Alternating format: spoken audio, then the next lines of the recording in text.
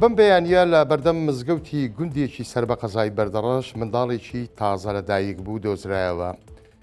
ئەو ژینگە پارێزا عێراقیەی کە ماوەیەک پێش ئێستا بەڵێنی بە هەڵەبجەدا بوو 5,000 نەمامی بۆ بباتە ئەو شارە ئەمڕۆ قسەکەی خۆی بەجێگەیان. سڵاوتان لێبێت.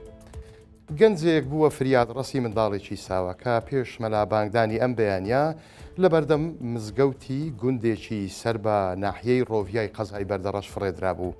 سیداد دەرباز دەمە و بەیان بۆ نوێژی بەیانی ئەچێتە مزگەوت. کاتێک نزیکە بێتەوە دەبینێت لە بەردەم دەرگای مزگەوتەکە منداڵێکی تەمەن 1 بۆ 2 ڕۆژە لە ناو کاری کۆتێکدایە و علاگەیەکی ڕەشیشکە هەندێک شیر و حەفازە و مەمەی شیری تێدایە لە تەنشتی دانراوە. سیداد ئەم چیرۆکەی بۆ 1964 جێڕایەوە وتی هەرکە ئەوم بینی خێرا تەلەفۆنم بۆ برا و براشنەکەم کرد بردمانەوە ماڵ شیرمان پێدا و خزمەتێکی باشمان کرد. دوای خۆر هەڵاتن مختاری گەڕەک و هەروەها پۆلیسیان لەو بابەتە ئاگادار کردوتەوە و منداڵەکەشیان ڕادستی پۆلیسی قەزای بەردەڕەش کردووە.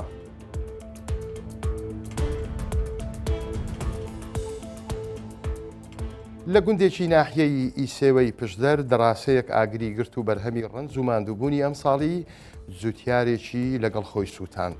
مزەفەر ئەحمەد بەڕێوەبەری ناحیەی ئیسێوە بە 1964 وێت ڕووداوەکە لە بەرزاییەکانی بۆن خۆشە بووە. هەردوای ڕووداوەکە تیمەکانی بەرگری شارستانی و خەڵکی ناوچەکە چوونەتە شوێنەکە و ئاگرەکەیان کۆنتترۆل کردووە. ئەگەر چی ئاگرەکە زیانی گیانی نەبووە بەڵام دەڕاستەکە و هەموو پەرێز و گەنمەکە سوتاون و هیچیان بۆ دەرنەچوو.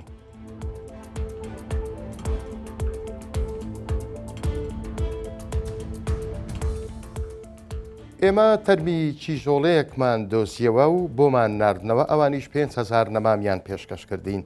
حەیدەر ئەگرەح گەنجە ژینگە دۆستەکەی عێراق کە بەڵێنیدا بوو وەک وەفایەک بۆ خەڵکی هەورەمان و هەڵەبجە لە پای ماندووبوونیان و هەڵوێستیان بۆ دۆزینەوەی تەرمی ڕوقەیە 5,000 نەمان بگەیەنێتە هەڵەبجە. بەڵێنەکەی بردەسەر و لە مەراسیمێکدا نەمامەکانی لێوەرگیرە. نەمامەکان لە زۆری ئەلبیزیایە هەر ئەمڕۆ بە هەندێکیان لە باخی گشتی خوورماڵ چاند ئەوانی دیکەش لە ناوەندی شەقام و باخچەکاندا ئەچێندرێن. بیرتان دەخەمەوە ڕوقەیە و کچە تەمەن 11 ساڵەی شاری کەربەلا بوو لە نۆی ئەم مانگا لە سەیرانگای زەڵم لە ئەحمەداوا کەوتە ناو ئاو خنکە.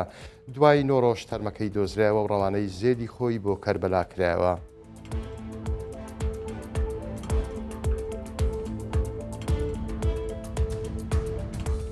بەم کوڵا کوڵی گەرمایە پەنجادە بە ئاویان لە کۆڵا و بردیانە سەر شاخی سارە بۆ ئەوەی تێنوێتی باڵندە واژەڵە چێویەکان بشێنن. لە کاتێکدا ڕۆژی هەینی خەڵکی لە گەشت و سەیران و گەڕاندا بوون. کۆمەڵە گەنجێکی خۆبەخش لە قەزای دوکان خۆیان گەیاندە ناو دار و دەوەنەکانی شاخی سارە. 50 دە بە ئاویان لەگەڵ خۆیان برد.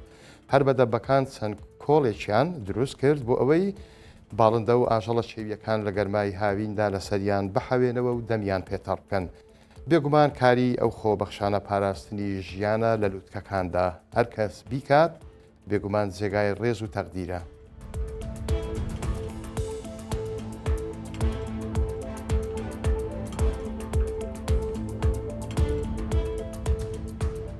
کاتێکی خۆش بۆ هەموو لایەکتان و خواتان لەگەڵ.